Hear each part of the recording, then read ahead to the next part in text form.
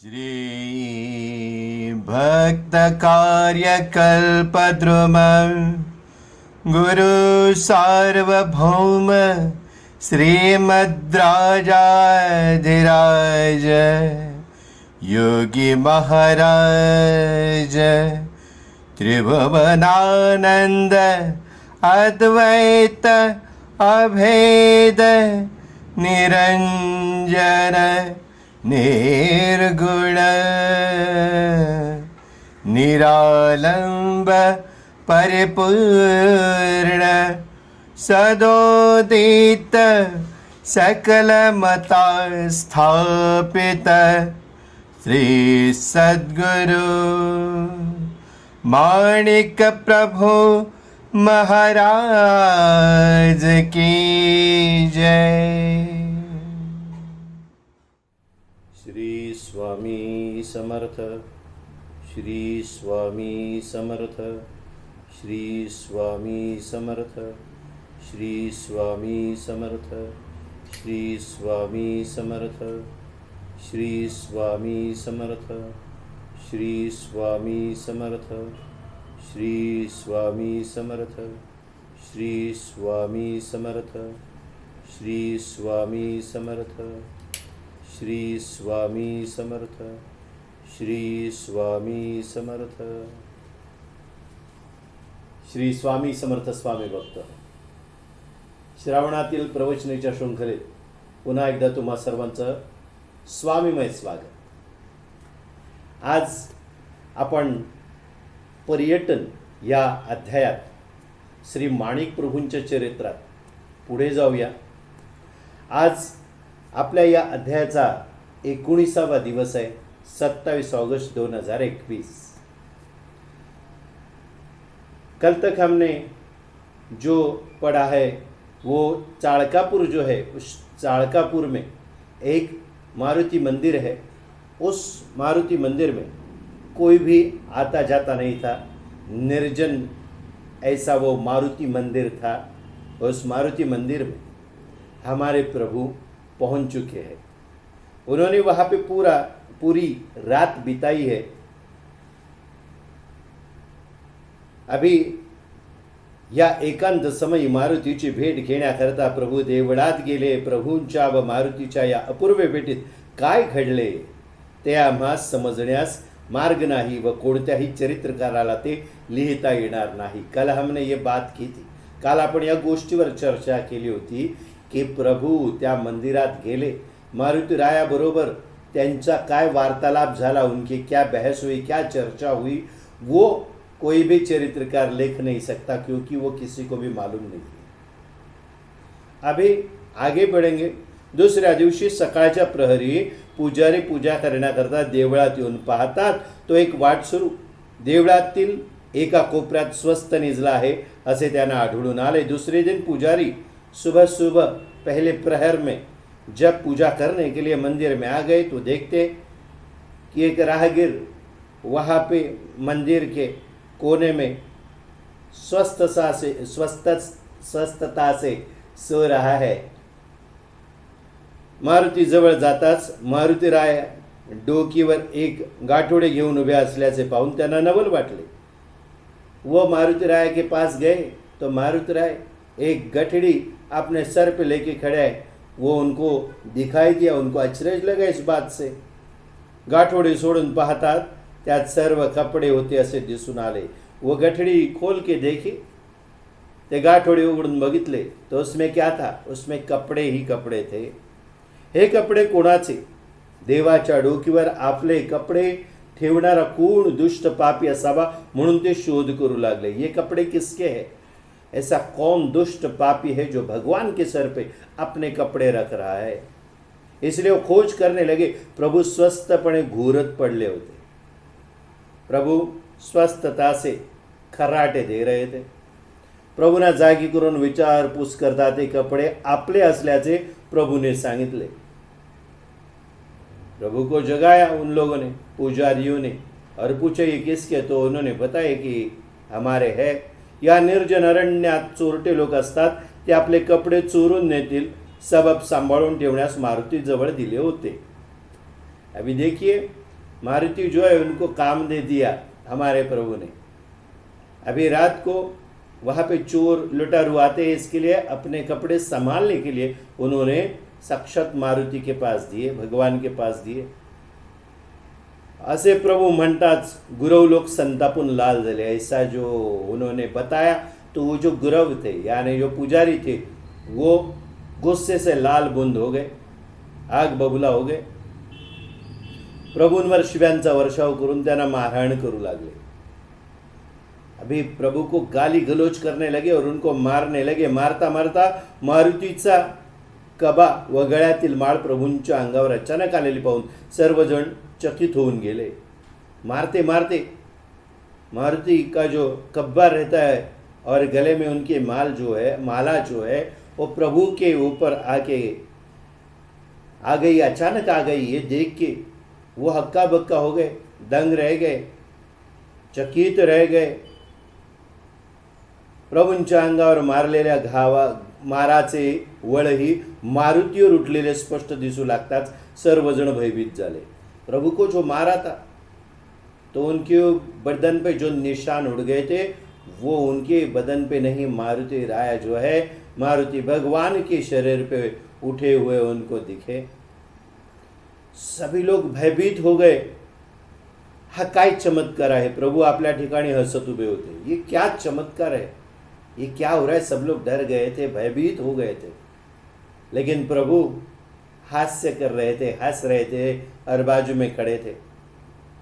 हा गलबला ऐकून माणसेही पुष्कळ जमली।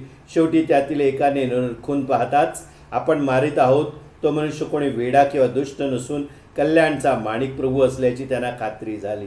ये जो बहुत बड़ा मारने की वजह से जो तहलका मचा, उसकी वजह से बहुत सारे लोग वहाँ पे इकट्ठा हुए और उनमें से एक ने उनको अच्छी तरीके से देखा तो उनको मालूम पड़ा ये कोई पगला नहीं है, ये कोई दुष्ट नहीं है। जो मारुति के सर पे अपने कपड़े की गठड़ी देने वाला वो कोई दुष्ट नहीं है, ये कल्याण के माणिक प्रभु है। ऐसी उनकी खातर जमा हो गई, यानी उनको पक्का यकीन हो गया।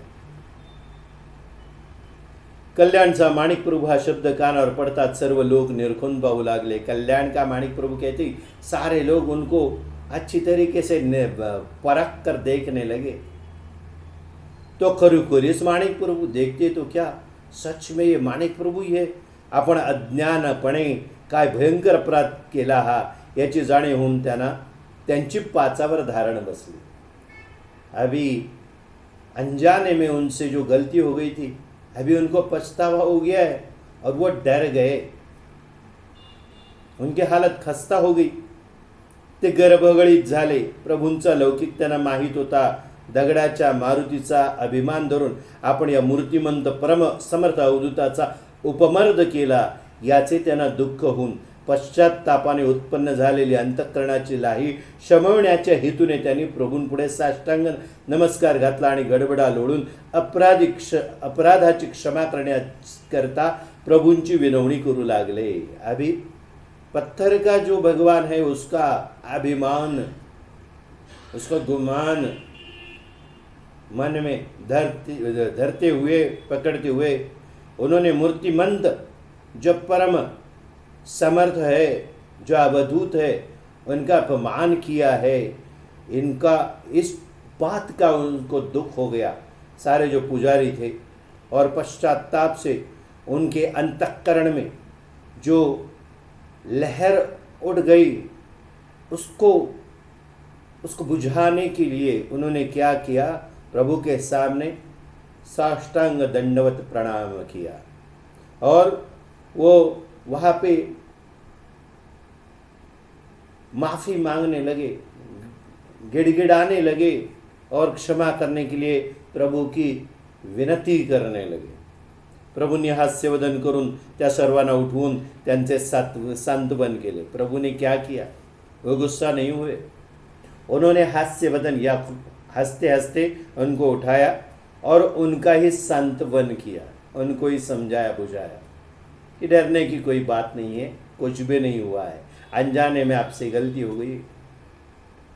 अभी देखिए, प्रभु जो है उनको पहचानना और उनको अनजाने में उनके हाथों जो अपराध हुआ है उसकी तुरंत उसका पछतावा हो गया है, त्यांना पश्चाताप झालाय त्याच वेळेला, ज़्यादा समय नहीं बीता है, उधर ही उनका मन परिवर्तन हुआ है, वो क्षमा याचना करने लगे तो प्रभु ने भी तुरंत उनको माफ कर दिया। परम दयालु है हमारे प्रभु।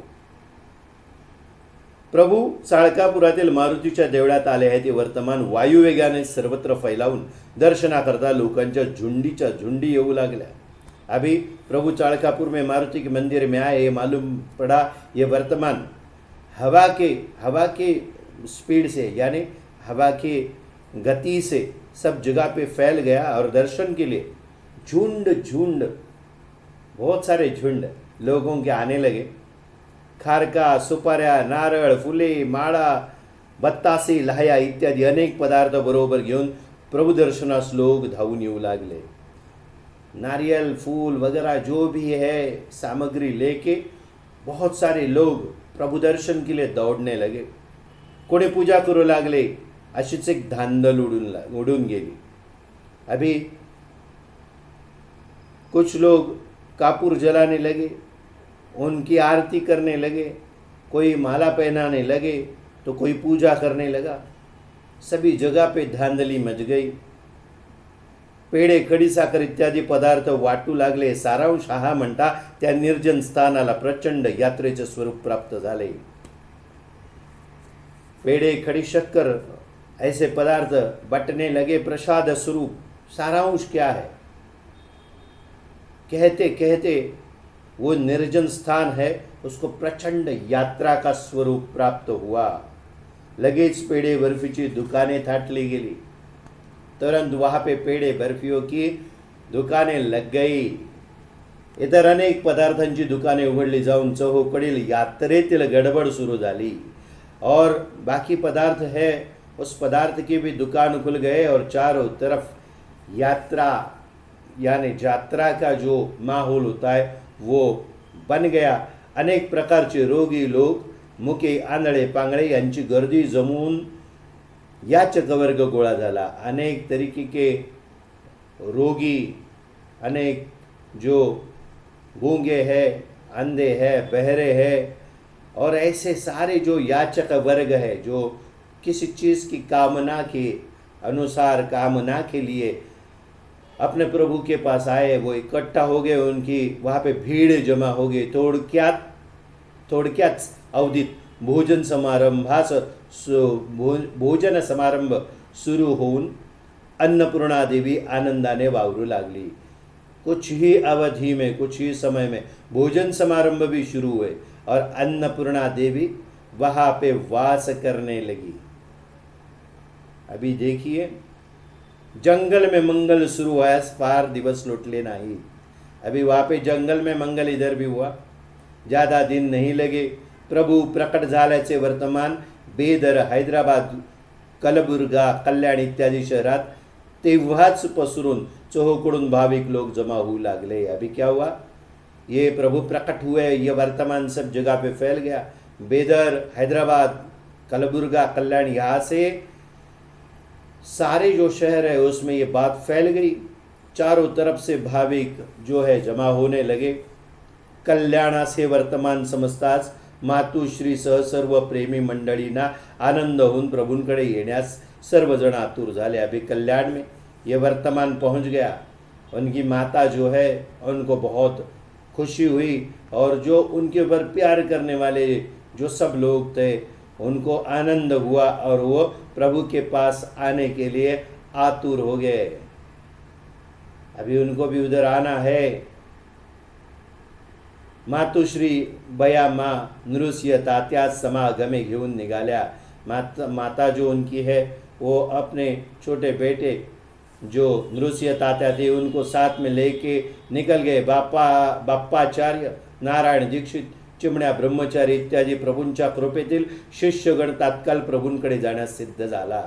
पूरे जो बाप्पाचार्य, जो नारायण दीक्षित, चिमण्या ब्रह्मचारी इत्यादि उनके जो शिष्यगण हैं वो प्रभु की कृपा छत्र छाया वाले शिष्यगण है वो तात्काल प्रभु के पास जाने के लिए सिद्ध हो गए. त्याशिवाय कल्याण येथील शेकडो रहिवासी प्रभु दर्शनास निघाले. कल्याण में जो सैकड़ों रहिवासी जो है उस शहर में रहने वाले वो भी प्रभु दर्शन के लिए निकल गए.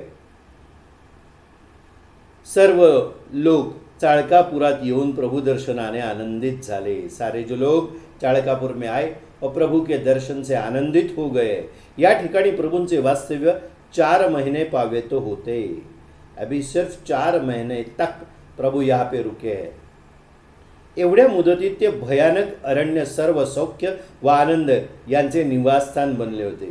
इतनी छोटी सी मुद्दत में, छोटे से काल में वो भयानक अरण्य जो था वो अभी सौख्य यानी सुख और आनंद का निवास स्थान बन चुका था. या अवधीत हैदराबादेहून राजे राय रायन यांची स्वारी प्रभुदर्शनाकरता या ठिकाणी आली होती. या अभी हैदराबाद से राजे जो है राय रायन वो भी प्रभु दर्शन के लिए इस जगह पे आ गए. अभी चाळकापुर देखिए, वहाँ पे मारुति मंदिर जो है वो एक निर्जन स्थान था. अभी सारे लोग वहाँ पे एकत्रित हो गए. चिदंबरराव नावाचे एक तालुकदार होते. चिदंबर नाम के एक तालुकदार थे, उस तालुका के अधिकारी थे. त्यांनी प्रभु तेथे असे तोपर्यंतचा सर्व बंदोबस्त उत्तम ठेवून सर्वांना निर्भय केले. अभी वो जो तालुकदार थे उन्होंने क्या किया, अपना काम बराबर से किया. उन्होंने प्रभु जब तक वहाँ पे वास कर रहे हैं तब तक वहाँ पे अच्छी तरीके से कड़ा बंदोबस्त किया और सबको निर्भय किया. हैदराबादेस राजे राय रायन या नावाने प्रसिद्ध असलेले एक मोठे घराणे आहे. हैदराबाद में राजे राय रायन नाम से एक प्रसिद्ध यानी बहुत बड़ा एक घराणा है. ते ऋग्वेदी देशस्थ ब्राह्मण असून निजामशाहीत त्यांच्या पूर्वजांनी मोठी कामगिरी केल्यामुळे निजामाकडून त्यांना 4-5 लाखांची जहागीर मिळालेली आहे. अभी ते वो जो है ऋग्वेदी देशस्थ ब्राह्मण है और निजामशाही जो है उसमें इनके पूर्वज जो थे उन्होंने अच्छी कामगिरी की थी, इसलिए उनको निजाम की तरफ से 4-5 लाख की जहांगीरी मिल गई थी. निजामाचे हे दफ्तरदार होते. ये निजाम के दफ्तरदार थे यानी आला अधिकारी थे. यांच्या पूर्वजांनी मुत्सद्देगिरीत व तलवार बहादुरीत श्रेष्ठता संपादन करून निजामाच्या राज्याची बहुमोल सेवा केली आहे. इनके पूर्वज जो थे उन्होंने मुत्सद्दी थे वो और तलवारबाजी में वो उनकी श्रेष्ठता थी और इसलिए निजाम के राज्य की बहुमोल सेवा उन्होंने की है. म्हणून सर्व राजांचे राजे राजे राय रायन, इसलिए उनको क्या कहते हैं, सर्व राजा जो है उनके भी राजा, इसीलिए कहा जाता है राजे राय रायन. असा त्यांना किताब मिळाला. ये किताब उनको मिला था. त्यावेळी गादीवर असलेल्या राजे राय रायन यांनी करोडोपकरणी प्रभुंची कीर्ती ऐकली होती. उस वक्त गद्दी पे जो राजे राय रायन जो थे उन्होंने कहीं ना कहीं से तो सुना हुआ था कि प्रभु बहुत कीर्तिमान है और ये साक्षात गुरुदेव दत्तात्रेय के अवतार है और ये चमत्कारी पुरुष है. अभी ये बात सब जगह पे फैली और एक से दूसरे से तीसरे कानों में चलते चलते ये राजे राय रायन जो है उनके पास भी उनके बाबत पूरी जानकारी आ गई थी. प्रभूवर राजे साहेबांचे अतोनात प्रेम जड़त चालले होते. अभी प्रभु पर ये जो राजे थे उनका बहुत स्नेह जड़ते जा रहा था. अशा संधीला प्रभूंचे आगमन चाळकापुरात झाल्याचे ऐकून राजे साहेब प्रभु दर्शनार्थ आले. अभी उस वक्त जब भी प्रभु का आगमन चाळकापुर में हुआ तो राजे साहेब जो थे वो भी प्रभु दर्शन के लिए आए. प्रभूंचे दर्शन झाल्यानंतर त्यांना परम संतोष झाला व प्रभू सन्निध काही काल वास करून प्रभूंची त्यांनी सेवा केली आणि तीही उत्तम प्रकारे केली. अभी वो प्रभु दर्शन होने के बाद उनको परम संतोष हुआ और प्रभु के सन्निध वो कुछ काल वास करके उन्होंने प्रभु की सेवा अच्छी तरीके से की, उत्तम प्रकार से की. राजे साहेबांच्या भक्तीला प्रभू वश झाले. राजे साहेब जो थे उनकी भक्ति देखकर प्रभु उनके ऊपर प्रसन्न हुए. राजे साहेबांचे वय अधिक झाले होते तरी त्यांना पुत्रलाभ झाला नव्हता. राजे साहेब जो थे उनकी उम्र बढ़ गई थी लेकिन उनको अभी पुत्र नहीं हुआ था, संतान नहीं थी. आपणास पुत्र प्राप्ती होऊन आपल्या संस्थानाची परंपरा अखंड चालावी अशी त्यांनी प्रभूंकडे प्रार्थना केली. फिर उनका वो राजे थे, उनकी राजगद्दी आगे चलनी चाहिए, इसके लिए उनको पुत्र की कामना थी उनमें, उनके मन में. तो वो प्रभु के सामने उन्होंने रख दी. प्रभु त्यांच्या सेवेने संतोषित होऊन गेले होते. अभी प्रभु तो उनके ऊपर संतोष प्रभु को हुआ था, उनकी सेवा से वो आनंदित हो गए थे, खुश हो गए थे. प्रसन्न अंतःकरणाने प्रभूंनी राजे साहेबांना फुले, खारका व भस्माचा एक गोळा यांचा प्रसाद दिला. अभी प्रसन्न अंतःकरण से अभी प्रभु प्रसन्न हो गए थे तो उन्होंने राजे साहेब जो थे उनको क्या दिया, कुछ फूल, कुछ जो खारीक रहते वो और भस्म का एक गोला उनको प्रसाद स्वरूप दे दिया. प्रभूंनी दिलेला तो प्रसाद घेऊन राजे साहेब कृतकृत्य होऊन हैदराबादेस परत गेले. प्रभु ने जो प्रसाद दिया था वो पाकर राजे साहेब बहुत खुश हो गए और कृतार्थ भावना से वापस हैदराबाद चले गए. प्रभूंच्या हातचा प्रसाद हाच अपूर्व लाभ असे समजून राजे साहेब नित्यशः त्या प्रसादाची पूजा करीत. अभी प्रभु के हाथ का ये प्रसाद यही अपूर्व लाभ है, ये सोचकर उस प्रसाद की वो हमेशा नित्य उस प्रसाद की पूजा करते थे. पुढे काही काळ गेल्यानंतर राजे साहेबांना पुत्र लाभ झाला. कुछ समय के बाद सही में प्रभु के आशीर्वाद से राजे साहेब जो थे उनको पुत्र प्राप्ति हो गई. यावेळी त्याचा आनंद गगनात मावेना. उनकी खुशी आसमान को छूने लगी. टाकोटाक हे वर्तमान प्रभूंकडे कळवले आणि प्रभूंच्या आज्ञेनुसार मुलाचे नाव शंकरराव असे ठेवले. तुरंत उन्होंने ये वर्तमान, उनको जो बेटा हुआ है वो प्रभु के पास उन्होंने इत्तला दे दी. ये वर्तमान वह पहुंचाया और प्रभु के ही आदेशानुसार, आज्ञा के अनुसार उस बेटे का नाम उन्होंने शंकरराव ऐसा रखा. शंकरराव राजांची प्रभुवर अत्यंत निष्ठा होती. शंकरराव राजे अभी जिनका बेटा पैदा हुआ है उनकी भी प्रभु पे अत्यंत निष्ठा जड़ गई थी. शंकरराव राजे वयात आल्यावर त्यांचे वडील निवर्तले. अभी जैसी उनकी उम्र एक राजा बनने की हुई, वो जवान हो गए शंकरराव, तभी उनके पिताजी वो राजे जो थे उनका देहावसान हो गया. परंतु जहागिरीच्या बाबतीत सरकारने ओढ धरल्यामुळे काही काल त्यांना चिंता लागली होती. फिर भी जहागिरी उस शंकरराव को देनी या नहीं देनी इसके बाबत सरकार थोड़ी साशंक थी. इसलिए उनको चिंता लगी हुई थी शंकरराव को. आपल्यावरील संकट दूर करण्याविषयी प्रभूंकडे त्यांनी विज्ञप्ती केल्यानंतर त्यांची जहागिरी मोकळे होऊन ते गादीवर बसले. अभी अपने ऊपर जो संकट आया वो दूर करने के लिए प्रभु के पास उन्होंने विज्ञप्ति की, यानी क्या, विनंती की. और विनंती कैसे की? विज्ञप्ति. विज्ञप्ति का मतलब क्या है? अंतर आत्मा के साथ, अंतर आत्मा के साथ उन्होंने विनती की. और क्या हुआ, तुरंत उनकी जो जहागिरी थी उनको सीज किया था, उनको जकड़ के रखा था, उनको छोड़ दिया. यानी उनकी जहागिरी उनको वापस दे दी और वो गद्दी पे बैठ गए शंकरराव. या समय ते प्रभूने विसरले नाही. इस समय वो प्रभु को भूले नहीं. क्या किया, प्रतिवर्षी हजारों रुपये ते प्रभूंकडे पाठवित असत. हर साल हजारों रुपये की राशि वो प्रभु के पास भेजते थे. शंकरराव राजे यांना प्रभूंनी लिहिलेल्या एका पत्राची नक्कल आम्हास मिळाली असून तिचे छायाचित्रही आम्ही या ठिकाणी देत आहोत. अभी शंकरराव राजे इनको प्रभु ने एक खत जो लिखा था उनकी प्रत आगे इस ग्रंथ में दी है. राजे साहेबांना पाठवलेल्या पत्राचा हा मसुदा असून हस्ताक्षर स्वतः प्रभूंचे आहे. अभी राजे साहब को जो खत लिखा था, वो जो मसूदा है यानी उसमें जो लिखा है वो हस्ताक्षर व खुद प्रभू के है. या पत्रावरून प्रभूंचे हस्ताक्षर कसे होते हे आमच्या वाचकात समजून येऊन प्रभू संस्थान व राजे रायरायान यांचा कसा प्रेमाचा संबंध होता हेही स्पष्ट दिसणार आहे.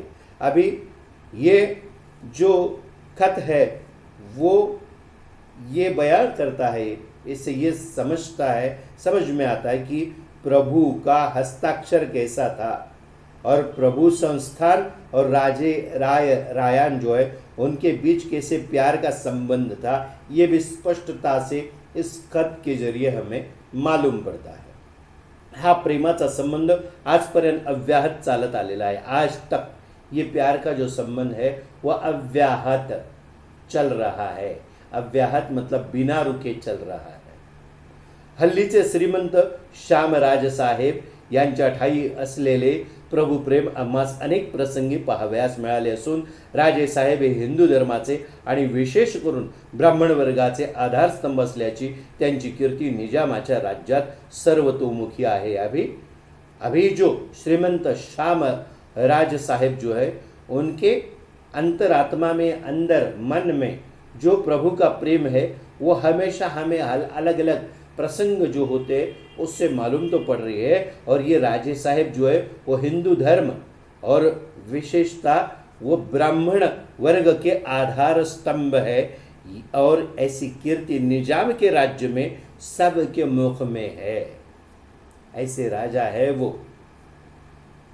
प्रभूंचे वास्तव्य चाळकापुरात असताना मारुतीची पूजा अर्चा पालखी वगैरेची व्यवस्था उत्तम प्रकारे चालली होती. प्रभु का वास्तव्य जब चालकापुर में था तब मारुति राय की पूजा अर्चा पालखी वगैरह जो थी वो उत्तम प्रकारे उसकी व्यवस्था चल रही थी. प्रभूंनी मारुतीची आरती करून शिवाय काही पदे आणि एक अष्टकही केले आहे.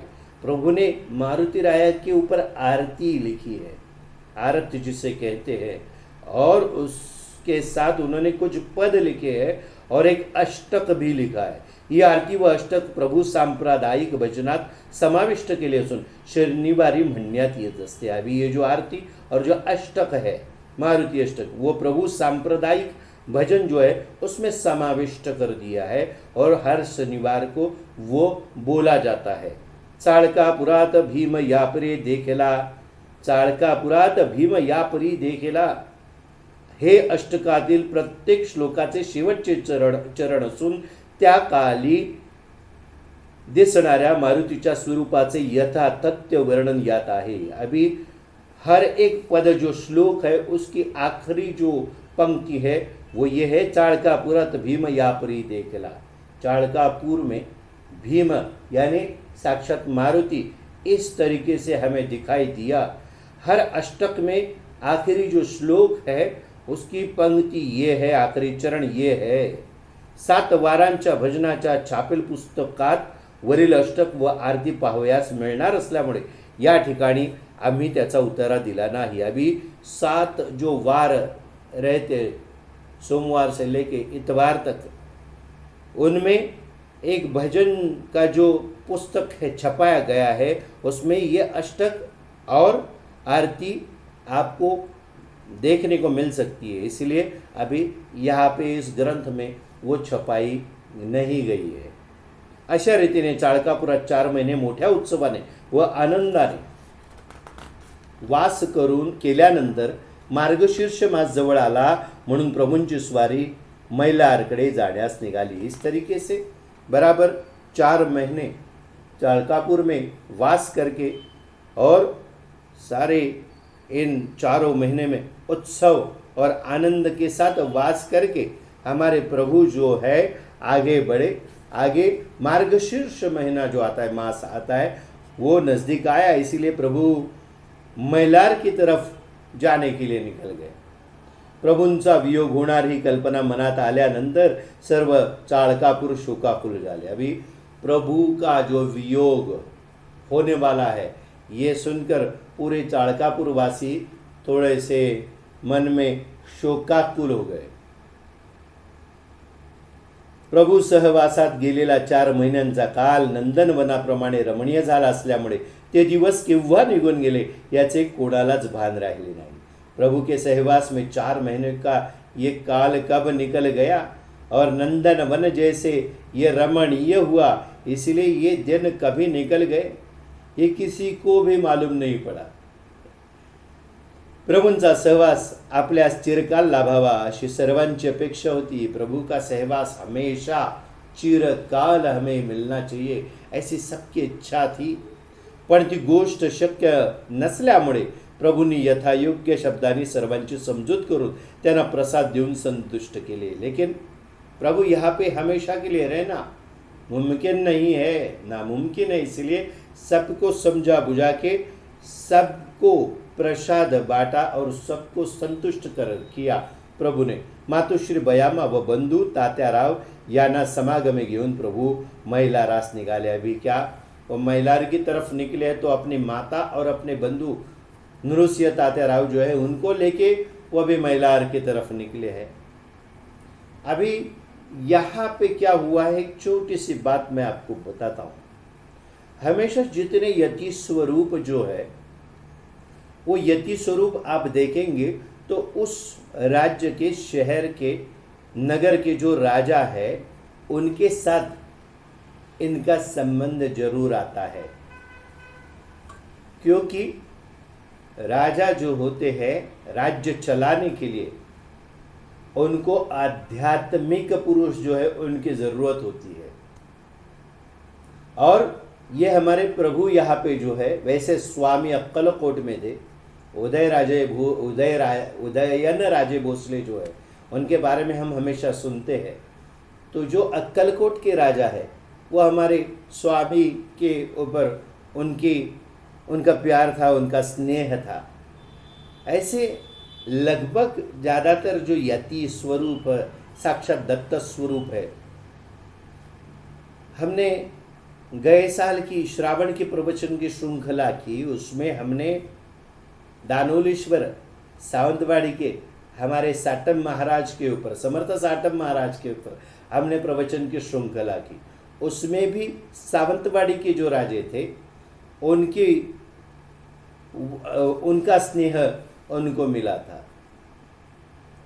तो ये क्यों होता है, हमने उस वक्त भी बताया था, अभी भी वापस हम बताएंगे कि मार्गशीर्ष महीने में लक्ष्मी का हम एक व्रत करते हर गुरुवार को।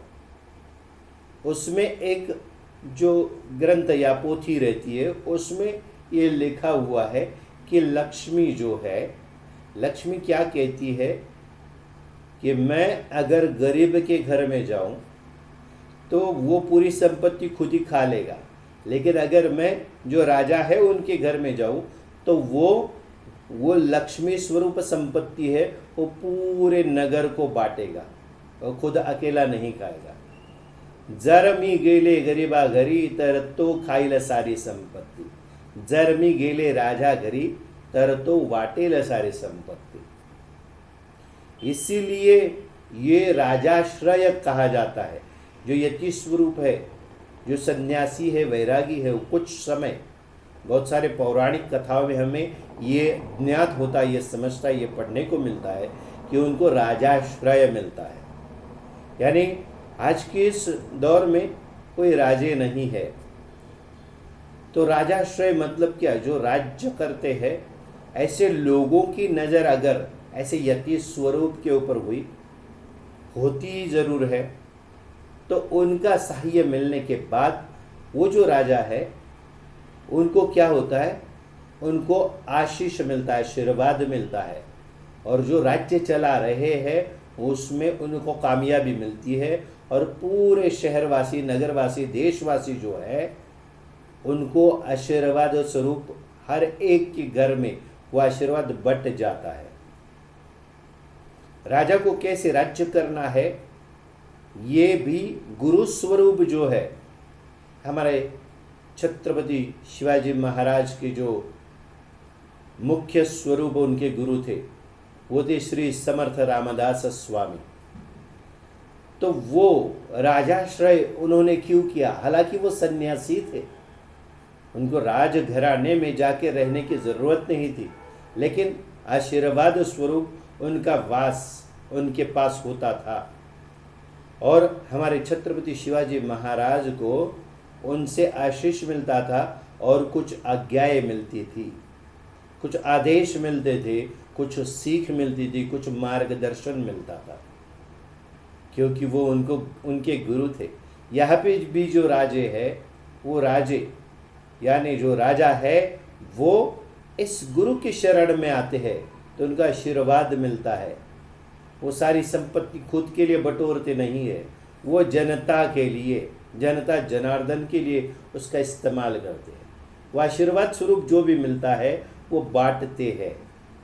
इसलिए हर जगह पे आपको हमारे जो यति स्वरूप प्रभु स्वामी और बहुत सारे जो है उनको राजाश्रय करना पड़ता है। राजा के घर में आकर कुछ समय उनसे सेवा करके लेनी पड़ती है।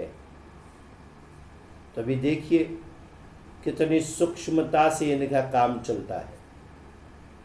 हमारे प्रभु के पास सभी तरीके से, राजा से लेकर रंग यानी भिखारी तक, गरीब से गरीब तक सब लोग आते थे, सबकी कामनाएं पूरे होती थी। अपना आशीष, अपना आशीर्वाद जो है वो सबको देते थे। लेकिन जब कोई एक राजा जो है वो ऐसे जो प्रभु जैसे यति स्वरूप लोग हैं, जो महात्मा है, उनके ऊपर स्नेह जताते हैं तो सारी जनता का ध्यान भी उनकी तरफ जाता है। ये बहुत जरूरी बात है।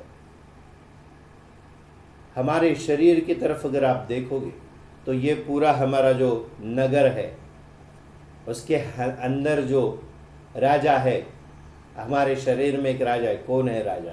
वो राजा है हमारी आत्मा, वो राजा है। और ये जो आत्मा उस परमात्मा के साथ मिल जाएगी तो सब कुशल मंगल हो जाता है। तो पूरे शरीर में जितने हिस्से हैं, मन, चित्त, बुद्धि और सब कुछ अंतःकरण वगैरह, वो सब कुछ उस आत्मा की वजह से, उस यति स्वरूप सत विवेक बुद्धि हमारे जो अक्कलकोट स्वामी है या हमारे जो प्रभु है उनमें लीन हो जाता है। इसीलिए ये कहानी यहाँ पे रोक के मैं आपको ये बताने की कोशिश कर रहा हूँ कि राजा मतलब कौन है? ये राजा मतलब हमारे अंतरात्मा, आत्मा है। ये पूरी सर्वस्व के साथ हम जब उनकी शरण में जाते हैं, सत विवेक बुद्धि यानी सद्गुरु, उनकी शरण में जब जाते हैं तो नित्य श्री नित्य मंगल हो जाता है। आगे बढ़ते हैं। आगे मैलार में क्या हुआ देखते हैं। मैलार हे अति प्राचीन क्षेत्र आहे, येथे सर्व देवता वास करीत असून त्यात खंडेराव प्रमुख आहे। मैलार जो है बहुत प्राचीन क्षेत्र है, यहाँ पे सारे देवता वास करते हैं और उसमें खंडेराव जो है वो प्रमुख देवता है। इकडील लोक या क्षेत्राला दक्षिण काशी असे म्हणतात। यहाँ के लोग जो है इसको क्या कहते हैं? दक्षिण काशी, दक्षिण की काशी है ये, ऐसा कहते हैं। मल्हारी महात्म्यात या क्षेत्राचे महत्व वर्णन केले आहे। मल्हारी मार्तंड हमारे जो है यड़कोट यड़कोट जय मल्हार हम जो कहते हैं, वो मल्हारी मार्तंड जो है उनके महात्म्य में इस क्षेत्र का वर्णन किया हुआ है। मणिचूल पर्वतावरील एक क्षेत्र त्या काळी अत्यंत भरभराटित होते। ये कहाँ पे है? मणिचूल पर्वत पे है। और ये क्षेत्र उस समय बहुत ही नामचीन भी था और वहाँ पे सुबत्ता थी। देवाचे पुजारी धनगर जातीचे आहेत, तो उसके पुजारी जो है वो चरवाहा यानी हमारे मराठी में धनगर कहते हैं उसको, उस जाति के है। गावातील क्षेत्रोपाध्याय ब्राह्मण वर्गातील आहेत।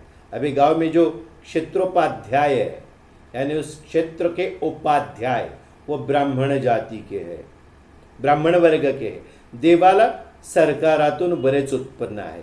अभी सरकार की तरफ उस देवालय को बहुत सारा उत्पन्न है, यानी वहाँ पे एक धनराशि हमेशा दी जाती है। पेशव्यांनी या देवाला 2 गावे जहागिरी दिली आहे। इस देवालय को पेशवे जो थे हमारे महाराष्ट्र में, पेशवा जो राजे थे, उन्होंने 2 गाव इनको जहागीर करके बहाल की है, यानी दी है। पेशव्यांनी निजामावर चौथाईचा हक्क बसविला होता। त्या चौथाई रकमेच्या हिशेबात या गावचा वसूल वजा घालीत असत। अभी पेशवे जो थे उन्होंने निजाम जो थे उनको 1/4 कर उनके ऊपर वो बिठाते थे। उसमें जो 1/4 की जो रकम थी, उसका जो हिसाब था, उसमें गांव का वसूल उसमें से निकाल देते थे। तो देखिए, अशा रीतीने निर्वेधपणे देवाकडे नियमित उत्पन्न पोचावे अशी व्यवस्था पेशव्यांनी करून ठेवली होती। तो क्या होता था, जो कर यानी जो उसमें वसूली होती थी, उस वसूली में 1/4 जो हिस्सा था, उसमें का एक हिस्सा इस भगवान के, इस मंदिर को, इस संस्थान को मिलना चाहिए। ऐसी व्यवस्था पेशवा जो थे उन्होंने करके रखी थी, ताकि उसमें कोई खंड नहीं आए। अशा रीतीने निर्वेधपणे देवाकडे नियमित उत्पन्न पोचावे अशी व्यवस्था पेशव्यांनी करून ठेवली होती। देवळाबाहेर पेशव्यांनी बांधलेल्या काही ओवऱ्याही आहेत। अभी मंदिर के बाहर जो पेशवा थे उन्होंने कुछ ओवरी बोलते हैं, यानी कुछ ऐसा बांधकाम करके रखा है, वो उस मंदिर के बाहर है। निजामांचा अंमल सुरू झाल्यानंतरही काही काल म्हणजे अजमासे 500 वर्ष इकडील प्रांतावर मराठी सरदार चंद्रसेनराव जाधव व त्याचा पुत्र राजा रामचंद्र याचे प्राबल्य असल्यामुळे हे देवस्थान वैभवाच्या शिखरावर पोचले होते। अभी निजाम का अमल शुरू होने के बाद भी, पेशवा के बाद निजाम का अमल जब शुरू हुआ, उसके बाद करीबन 75 साल यहाँ पे जो प्रांत है उस पे मराठे सरदार चंद्रसेनराव जाधव और उनका बेटा राजा रामचंद्र, इसका प्राबल्य था। इसलिए ये जो देवस्थान है वो एक वैभव यानी सुबत्ता की शिखर तक पहुंच गया। या ठिकाणी 108 तीर्थे असून सर्व कुंडे उत्तम बांधलेली आहेत। यहाँ पे 108 तीर्थ है और सारे जो उसमें कुंड है वो अच्छी तरीके से बांधे हुए हैं। देखिए पेशवा ने सब कुछ कैसे करके रखा है। पेशवा जो थे इन्होंने बहुत सारे मंदिर, उनका पुनर्निर्माण भी किया है। बहुत सारे मंदिरों की हालत जो खस्ता हुई थी, पेशवा ने उनको अच्छी हालत में लाए। पेशवा जो थे वो ब्राह्मण वर्ग के थे, इसलिए ज़्यादातर उनका खिंचाव जो था वो भगवान यानी देव धर्म हमें जिसे कहते, उसकी तरफ उनका खिंचाव था। त्यांचा ओढा देवधर्माकडे असल्यामुळे हे पेशवा जे होते, पेशवे होते, त्यांनी बऱ्याचशा मंदिरांचा आणि बऱ्याचशा अशा पवित्र जागांची पुनर्बांधणी केली। त्यांची निगराणी राहावी म्हणून त्यांनी असा वसूल केलेला दंड कर जो आहे तो तिकडे पोहोचावा अशी व्यवस्था केली। तसंच हे आपलं मल्हारी मार्तंडाचं संस्थान आहे, त्याला जहागिरी कडून सुद्धा कर वसूल होता। त्याच्यातला 1/4 भागातला काही भाग इथे पोहोचावा अशी व्यवस्था पेशव्यांनी करून ठेवली होती। आपल्या अष्टविनायकातले बरीचशी स्थान तुम्हाला लक्षात येईल। किंबहुना अष्टविनायक जे आहेत पुण्याच्या जवळपास साधारण हे अष्टविनायक पसरलेले आहेत। यांची सुद्धा डागडुजी किंवा त्यांचा रखरखाव ज्याला म्हणतात ते पेशव्यांकडून होत असे। नियमित पेशव्यांची तिकडे भेट होत असे। त्यामुळे या ठिकाणी मल्हारी मार्तंड जे आहेत त्या देवस्थानाला सुद्धा त्यांचा हातभार लागला आणि निजामशाही जेव्हा आली त्या निजामशाहीमध्ये हे राजे जे जाधव आणि त्यांचे पुत्र होते राजा रामचंद्र यांचं प्राबल्य होतं, म्हणून त्या देवस्थान जे आहे ते वैभवाच्या शिखरावर पोचलं होतं। या ठिकाणी 108 कुंड असून 108 तीर्थ असून त्यातली कुंड जी होती त्याचं बांधकाम ही व्यवस्थित होतं।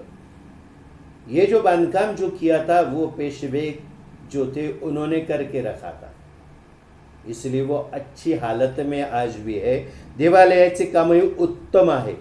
इसका जो मंदिर था उसका काम भी बहुत अच्छी तरीके से किया हुआ है। क्षेत्र अगदी पुरातन असल्याने याने जगातील अनेक घडामोडी अवलोकन केल्या आहेत। ये जो क्षेत्र है वो बहुत पुरातन है, इसलिए पूरे दुनिया में जो भी घटनाएं घट रही है और आज तक जितनी घटनाएं घटी है उसका अवलोकन इस क्षेत्र ने किया हुआ है।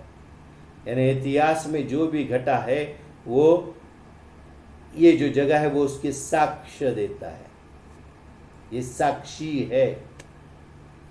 हमने एक बात सोची है, ये प्रवचन होने के बाद मल्हारी मार्तंड जो है उनका महात्म्य है, उसका एक ग्रंथ हमारे पास है। अभी अच्छा लग रहा है ये सुन के कि हमारे मन में कुछ दिन से ये चल रहा है कि उसका महात्म्य जो है उसके ऊपर हम प्रवचन करेंगे, उसकी अलग से एक प्रवचन की श्रृंखला करेंगे और वो आपके लिए हम ऑनलाइन लाएंगे। यह आज हम आपके सामने ऐलान करते हैं और साक्षात इसमें हमारे जो प्रभु है, हमारा जो स्वामी है और साक्षात मल्हारी मार्तंड का भी आशीर्वाद होगा, ये पक्का है। तो ये जो अलग अलग घटनाएं घटी है पूरे दुनिया में उसकी साक्षी है ये, परंतु हल्ली या क्षेत्राची अत्यंत दुर्दशा झाली है। लेकिन फिर भी देखिए अभी ये सब नई दुनिया बसी है, उसके बाद अंग्रेज़ों का राज्य आया, उसमें इस संस्थान की हालत दुर्दशा में परिवर्तित हुई है। पूर्वी एकेकाळी जे क्षेत्र हजारो माणसांनी गजबजलेले दिसत असे त्या ठिकाणी आता चिटपाखरूही दिसून येत नाही। ये जो क्षेत्र एक ज़माने में हजारों लोगों से पूरा ओतप्रोत और लदबद रहा करता था, वहाँ पे अभी एक चिड़िया भी पर नहीं मारती। गांव ओसाडून निर्जन झाले, पूरा गांव बंजर हो गया है, उसमें कोई रहता नहीं है। गावाच्या वेशी मोठ्या आहेत, आतील घरेही मोठी असून सर्व इमारती सोने गच्चीच्या आहेत। अभी गांव में जो घर है वो बहुत बड़े हैं और उसकी सरहदें भी बहुत बड़ी बड़ी है और इमारतें जो है वो पहले भी हमने इस प्रवचन में आपको बताया था, चुने गच्ची यानी चूना जो है उसको मतलब उसको मिला के वो बांधी हुई है, मजबूत होती है। और आज भी इतने सालों के बाद भी ऐसे अगर इमारत आप देखोगे तो वो बहुत मजबूती के साथ खड़ी रहती है। रस्ते फरसबंदीचे असून या गावात सर्व प्रकारच्या सोयी होत्या असे आजही दिसून येत आहे। उसके रास्ते वगैरह बहुत अच्छी तरीके से है, फरसियाँ लगी हुई है, फरशा लावलेल्या आहेत, फरसबंदी केलेली आहे और हर तरीके की सुविधा इस गांव में मुहैया थी ऐसा दिखता है। घरांच्या रचनेवरून व आकारावरून शेकडो श्रीमंत लोकांची वस्ती येथे असावी असे सहज अनुमान होते। घर की रचना देख के, उनका आकार देख के सैकड़ों अमीर लोगों की यहाँ पे बस्ती थी ऐसा मालूम पड़ता है, ऐसा अनुमान होता है। एवढे मोठे सदन गाव ओसाड झालेले कुठेही दृष्टीस पडणार नाही। इतने बड़ी तादाद में इतना बड़ा गांव जो बंजर हो गया है ऐसा दुनिया में कहीं भी दिखाई नहीं पड़ेगा।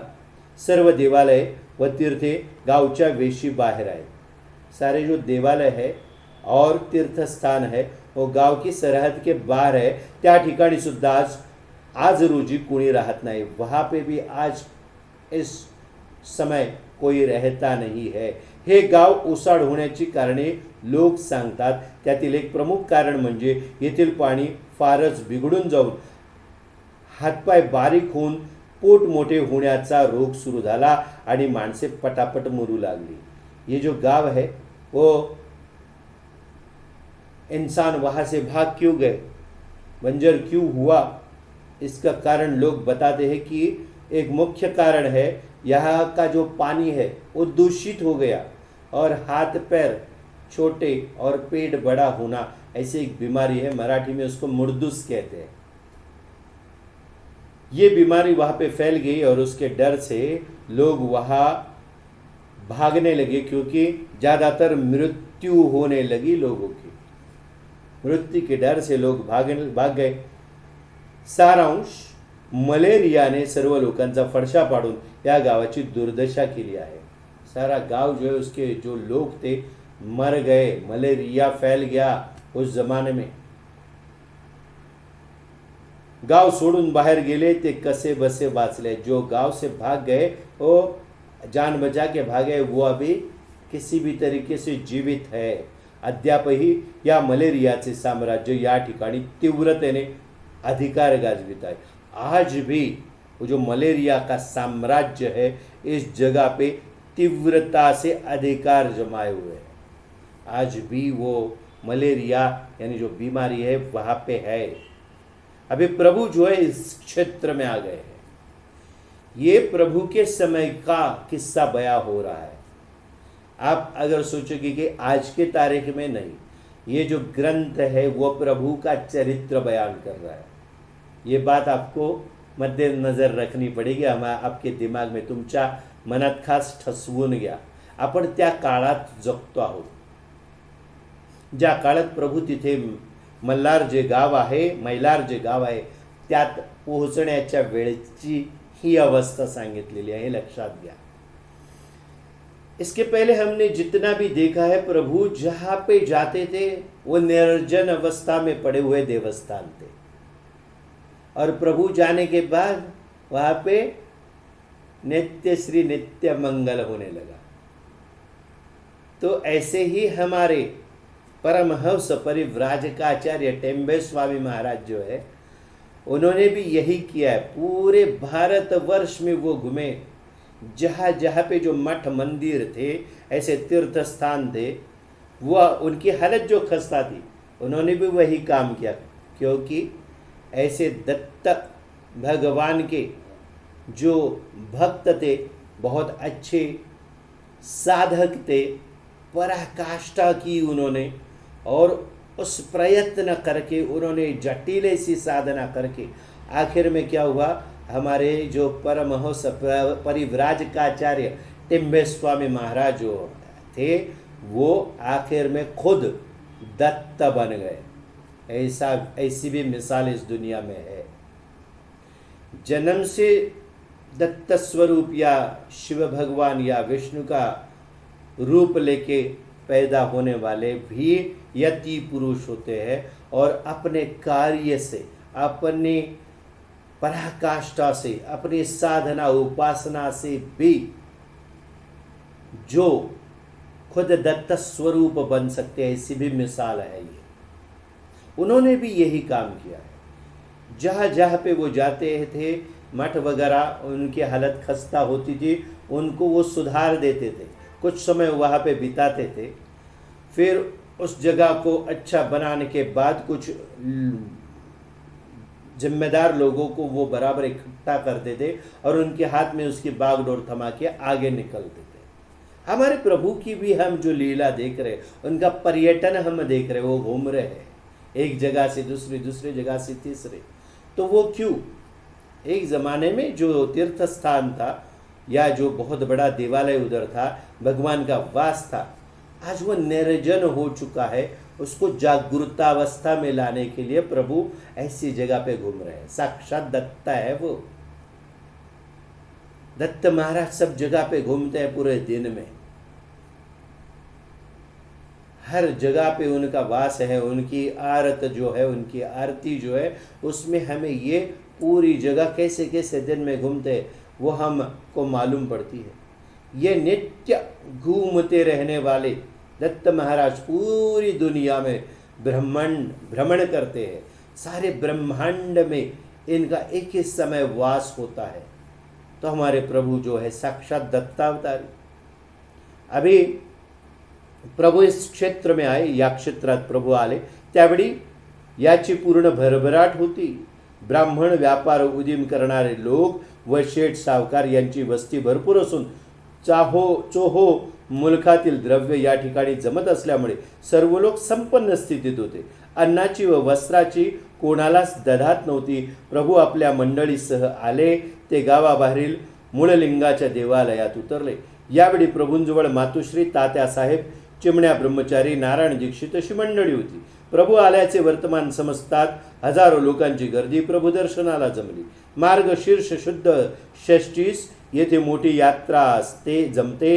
यावेळी प्रभू निमित्ताने या यात्रेत भर पडून चोहोकडून माणसेच माणसे होऊन गेली। प्रभूंनी खंडेरायाची पूजा केली व देवाला बहुमोल वस्त्रे व अलंकार घातले। प्रभूंची खंडेरायावरील सर्व पदे व आरती याच ठिकाणी तयार होऊन पुढे त्यांचा समावेश रविवारच्या भजनात करण्यात आला। अभी प्रभु इस क्षेत्र में जब आए, उस वक्त जिस जगह पे वो गए उस जगह पूरी सुबत्ता थी। ब्राह्मण व्यापार उद्यम करने वाले जो लोग थे वो और सेठ सावकार जो थे उनकी बस्ती यहाँ पे ज़्यादा होने लगी थी और चारों मुल्कों में द्रव्य जो था चारों मुल्कों से यहाँ पे जमा हो रहा था। इसलिए वहाँ के जो लोग थे वो संपन्न थे, धन संपन्न थे। अनाज और वस्त्र इसकी ददाहत किसको नहीं थी, कोई किसी को कम नहीं पड़ रहा था। प्रभु अपने लोगों के साथ वहाँ पहुँच गए और गांव के बाहर जो मूल लिंग है, हमारे मल्लारी मार्तंड खंडेराय का लिंग, वहाँ पे जो प्रकट हुआ है उसकी कहानी हम मल्लारी मार्तंड के महात्म्य में आपको सुनाएंगे। तो वो वहाँ पे जो लिंग प्रकट हुआ है वो मूल लिंग का जो देवालय है वहाँ पे प्रभु जाके उतर गए, वहाँ पे रहने लगे। उस वक्त प्रभु के साथ उनकी माता, तात्या साहब, चिमना ब्रह्मचारी, नारायण दीक्षित ऐसे लोग थे। प्रभु आए हैं ऐसा वर्तमान समझते ही हजारों लोगों की भीड़ वहाँ जमा हो गई। मार्गशीर्ष शुद्ध षष्ठी जो होती है उस वक्त इस जगह पे बहुत बड़ी यात्रा होती है। हमारे मल्लारी मार्तंड जो है मार्गशीर्ष महीने में उनका एक उत्सव किया जाता है, उनका एक व्रत भी है, वो भी हम उस महात्म्य में आपको समझाएंगे। तो वो कब होता है, मार्गशीर्ष जो महीना है उसकी शुद्ध षष्ठी जो होती है उस वक्त चंपा षष्ठी उसे कहा जाता है। वो चंपा षष्ठी का महत्व है। उस वक्त यात्रा भी होती थी, इसलिए प्रभु के आने की वजह से इस यात्रा में और ज़्यादा लोग जुड़ गए। तो देखिए वहाँ पे कितने लोग जमा हो गए होंगे, चारों तरफ लोग ही लोग दिखाई दे रहे हैं। प्रभु ने क्या किया, खंडेराय की पूजा की और भगवान को बहुमोल वस्त्र और अलंकार चढ़ाए। प्रभु जो थे उन्होंने खंडेराय के ऊपर कुछ पद लिखे और कुछ आरतियां लिखी और वो इसी जगह पे उनसे लिखी गई और वो इतवार के दिन जो भजन होता है उसमें समाविष्ट कर दी गई। प्रभु जो हमारे हैं वो इस तरीके से अभी मल्हारी मार्तंड जो हमारे हैं खंडेराय है उसके मंदिर में आ गए। वहाँ पे सारे लोगों की भीड़ हो गई। वहाँ पे उन्होंने भगवान के ऊपर आरतियाँ लिखी और कुछ पद लिखे। अभी आगे क्या हुआ, प्रभू येथे आल्यावर पूर्ववत नित्यश्री नित्य मंगल आनंदाने नाचू लागले। फिर यहाँ पे देखिए प्रभु आ गए, जो निर्जन हो गया था अभी वहाँ पे भी सारे जन आ गए, उनकी भीड़, और हो गया नित्य श्री नित्य मंगल। रोज हजारों लोक दर्शनाला येऊ लागले, चोहोकडून जय जयकाराचा ध्वनी दुमदुमू लागला। हजारों लोग रोज आने लगे, चारों तरफ से जय जयकार की ध्वनि सुनाई दे रही है। भोजनाच्या पंक्तीवर पंक्ती उठू लागल्या, भोजन की भोजन चालू हो गया, भोजन समारोह यहाँ पे भी शुरू हो गया, पंक्तियां लगने लगी खाणे की. प्रभूंच्या गळ्यात नाना प्रकारच्या फुलांच्या माळा पडू लागल्या व पुढे खारीक, सुपारी, नारळ, पेढे, बर्फी यांचे ढीग दिसू लागून अगणित द्रव्य ही जमा होऊ लागले. अभी प्रभु के गले में अलग अलग फूलों की मालाएं, अलग अलग तरीके की मालाएं पड़ने लगी. बादाम, खारीक, खड़ी शक्कर, सुपारी, नारियल, पेड़े, बर्फी, सब यहाँ पे उनकी राशि जमा होने लगी और द्रव्य भी जमा होने लगा. आलेले पदार्थ व द्रव्य त्याच दिवशी खलास होऊ लागले. जो द्रव्य और पदार्थ आता था वो उसी दिन खत्म भी होता था. इतने लोग आते थे. लोगों की तादाद देखिए कितनी. जितने लोग लेके आते थे उतना प्रभु उनको वहीं पे बांट देते थे. अपने पास कुछ नहीं रखते थे, क्योंकि उनका क्या है, उन्होंने ये मुहैया किया है, उन्होंने ये वहाँ पे प्रकट करवाया है.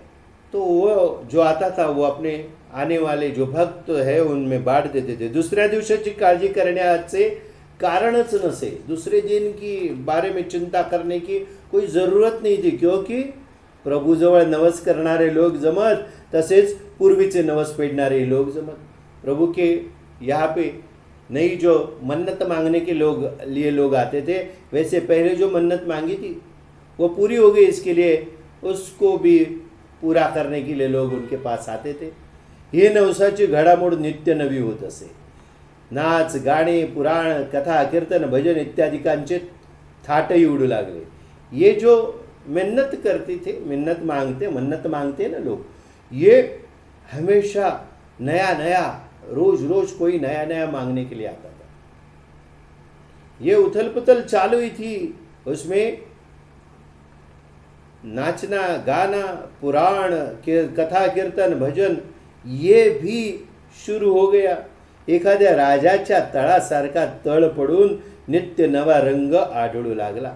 एक्चुअली राजा आकर जहाँ पे बस जाता है तो वहाँ पे कैसे सब अलग अलग तरीके की चीज़ें घटती रहती है राजा को रिझाने के लिए, वैसे सारे लोग आने लगे और वहाँ पे कुशल मंगल. और जो निर्जन जगह थी अभी उसमें यात्रा का रूप आ गया, यात्रा जमने लगी.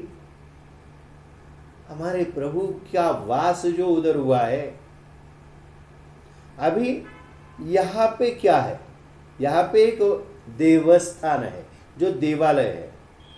जो महाराष्ट्र में रहते हैं उनके ये कुलस्वामी है हमारे खंडेराय मल्हारी मार्तंड जो है. इस महाराष्ट्र की पावन भूमि में बहुत सारे लोगों के कुलस्वामी है. आपल्या महाराष्ट्राचं कुलदैवत आहे. तर हे कुलदैवत त्या वेळेला निजामाच्या काळात राजे रजवाडे जे होते त्यांनी सांभाळलं होतं. त्याची सुबत्ता होती.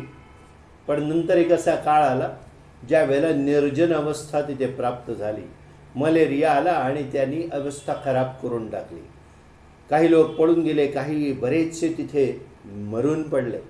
त्यामुळे या ठिकाणी आपल्या प्रभूचं वास्तव्य होणं जरुरीचं होतं. आणि आपले प्रभू तिथे येऊन विराजमान झाले आणि तिथे सुद्धा नित्य श्री नित्य मंगल झालेलं आहे. तर अशा रीतीने आजचा हा शुक्रवार आणि चक्क आपला 19वा दिवस संपन्न झाला. आपण उद्या पुन्हा एकदा भेटू. आजसाठी सर्वांना माझा श्री स्वामी समर्थ. श्री स्वामी समर्थ. श्री स्वामी समर्थ.